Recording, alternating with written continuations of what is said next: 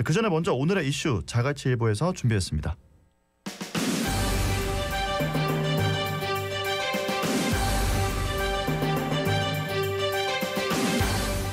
자갈치일보.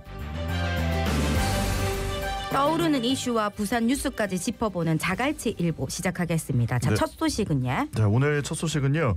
김문수 한덕수 회동 단일화 논의를 가지고 왔습니다. 김문수 국민의힘 대선 후보와 한덕수 무소속 대선 예비 후보가 단독 회동에 나서게 됐습니다. 예, 국민의힘 의원들이 김문수 후보 자택도 찾아가고 한덕수 예비 후보도 대구로 가려다가 버스 출발 5분 만에 돌아오기도 했었다 아닙니까? 어째되나 싶더만 어째 단독 회동이 성사가 된 거네. 예? 네, 그렇습니다. 국민의힘 지도부와 한 예비 후보 측이 김 후보에게 단일화를 압박하는 가운데 양측이 합의점을 찾을 수 있을지 관심이 쏠리고 있었는데요. 김 후보는 어제 언론에 배포한 입장문을 통해서 7일 오늘이죠. 오늘 오후 6시 한 후보를 단독으로 만나기로 약속했고 이 약속은 후보가 제안을 했다면서 단일화와 관련해서 더 이상의 불필요한 논쟁은 없어야 한다고 밝혔습니다. 예, 김문수 후보가 최종 당 대통령 후보로 선출되고 나서부터 바로 단일화를 하냐 마냐 이걸로 엄청 말이 많았지. 네, 맞습니다. 김 후보와 국민의힘 지도부는 지난 3일 김 후보를 최종 당 대통령 후보로 선출한 전당대회 직후부터 단일화를 둘러싸고 갈등을 빚어왔는데요. 특히 이 갈등은 연휴 마지막 날이었던 어제 최고조에 이르렀습니다. 당 지도부가 김 후보를 만나기 위해서 서울 자택 등을 동분서주하면서 만남을 시도했지만 모두 좌절이 됐었죠. 예, 실제 권성동 원내대표 김기현, 박덕흠 의원이 밤늦게 김 후보 자택을 찾았지만 못 만났다고요? 네, 맞습니다. 김 후보 측에서 당 지도부는 더 이상 단일화에 개입하지 말라면서 당무 우선권을 발동하기도 했습니다. 그리고 국민의힘이 오늘 진행하려고 했던 전 당원 대상 단일화 찬반 여론조사를 중지해야 한다고도 했고요. 당 지도부는 일정대로 조사를 진행하겠다면서 맞서기도 했습니다. 그러면 김 후보, 한 후보의 만남이 단일화 논의의 분수령이 되겠다, 그지야? 네, 맞습니다. 여기서 주목할 포인트도 두 가지를 짚어드리자면 먼저 김 후보의 의원총회 참석 여부, 이게 첫 번째고요. 두 번째는 국민의힘 단일화 여론조사 결과 공개 여부가 되겠습니다. 먼저 김 후보 의원총회 참석 여부 이슈와 관련해서는 단일화 논의가 교착 상태에 빠지면서 국민의힘은 이날 관련 의원총회를 개최하기로 하고 사실상 김 후보의 참석도 공개 요청한 상태고요. 두 번째, 여론조사 결과 공개 여부에 대해서는 우선 여론조사는 자동 응답조사 ARS 방식으로 오전 9시부터 오후 9시까지 진행이 됩니다. 박형수 원내수석 부대표는 여론조사 결과가 나오면 바로 공표할지 그렇지 않을지 오늘인 7일 지도부가 상의해서 결정할 예정이라고 설명했습니다. 예, 이제 대선이 한 달도 안 남았는데 단일화 얘기는 정리가 되는 게 맞지.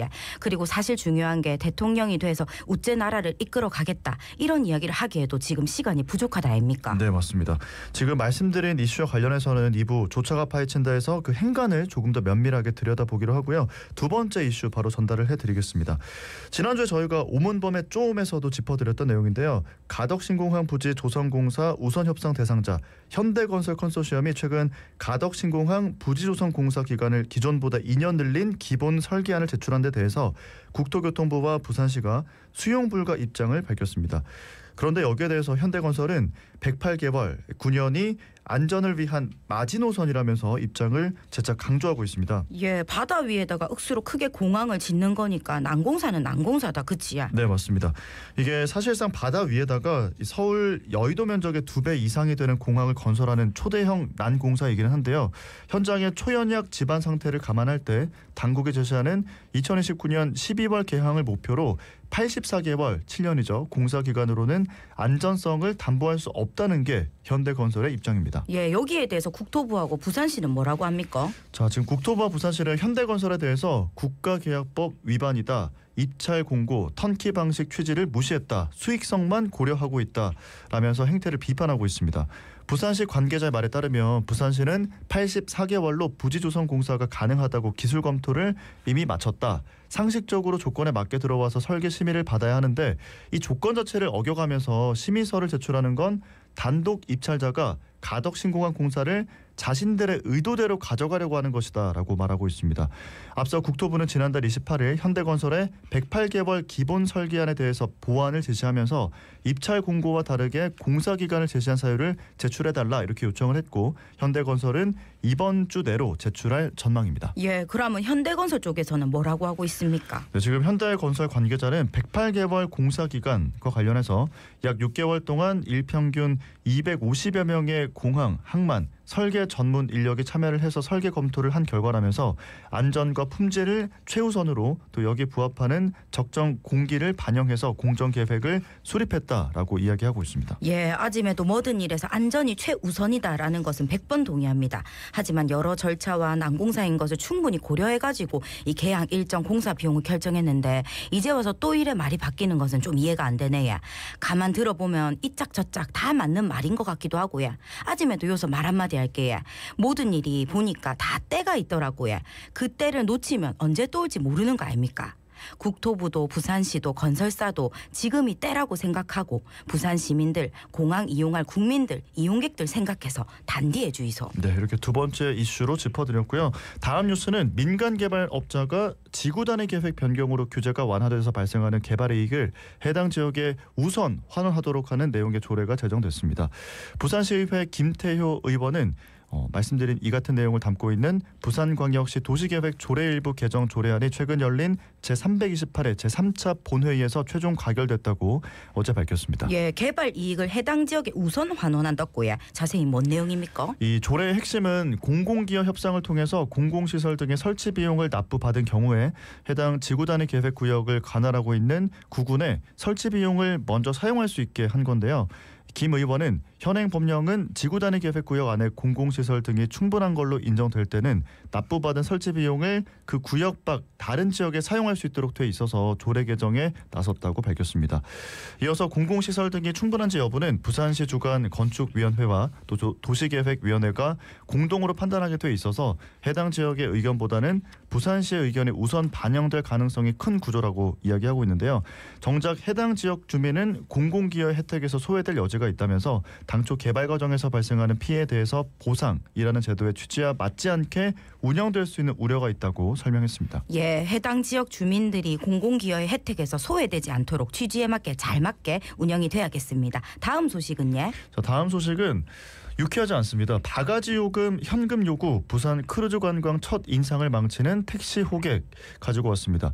부산을 찾는 크루즈 대부분이 기항지로 삼고 있는 부산항 국제여객 제2터미널 앞에서 이 불법 택시 호객 행위 또 바가지 요금이 성행하면서 관광도시 부산 노력을 무색하게 만들고 있다는 이슈 가지고 왔습니다. 예, 부산항 국제여객터미널 앞에 가면 택시 기사들이 외국어로 쓰인 택시 투어 팻말을 손에 들고 호객을 억수로 한다고 하던데야. 근데 택시의 경우에 기사가 운전대를 놓고 내려서 호객을 하면 이게 불법이다 카대야. 거기다가 바가지 요금까지 문제라고야. 네, 맞습니다. 부산 관광업계에 따르면 부산항 여객터미널에서 남포동까지 택시 요금으로 5만 원을 부르는 경우도 있다고 아이고야. 들었다면서 이 동남아에서도 뭐 그랩, 우버 같은 앱이 정착되면서 바가지 요금이 사라졌는데 부산에서 지금 이런 일이 벌어지고 있는 건 정말 부끄럽다 이렇게 밝혔습니다. 예, 크루즈 관광객이 부산을 억수 많이 찾는다 아닙니까? 이거 진짜 부끄럽네요. 네, 맞습니다. 크루즈 관광객들이 정말 늘고 있는데요. 지난해 부산 크루즈 관광객은 15만 2천 명이었습니다. 이것도 전년에 비해서 1,000명이 는 건데 크루즈 선도 2023년 105척에서 2024년 작년엔 118척으로 또 늘었습니다. 부산관광공사는 올해는 171척이 입항하면서 관광객 수도 아까 15만 명이라고 말씀드렸잖아요. 21만 명, 그러니까 6만 명이 더 늘 것으로 예상하고 있습니다. 대부분 관광객은 선상에서 미리 신청한 투어 상품을 이용하거나 또 부산관광협회에서 운영하는 부산역행 셔틀버스를 이용하게 되는데요. 문제는 부산이 좀 낯설고 별다른 관광 일정을 세우지 않고 있는 관광객들의 경우입니다. 일부 택시 기사들이 이들을 타깃으로 삼으면서 불법 호객, 바가지 요금, 승차 거부 등을 지속하고 있는 건데요. 실제 부산항 국제여객 제2터미널 내에 부산관광협회 관광안내데스크에는 택시 이용 관련 민원이 끊이지 않고 있다고 합니다. 예, 이 관련 택시 단속도 제대로 이뤄지지 않아서 골치라고 하는데야 일부의 기사들 때문에 이래 외국인 관광객이 부산에 대해 얼굴을 찌푸려가 되겠습니까? 제발 그러지 마이소. 잘 좀 부탁드리겠습니다. 네, 자 이렇게 5월 7일 수요일 자갈치 일보 살펴봤습니다.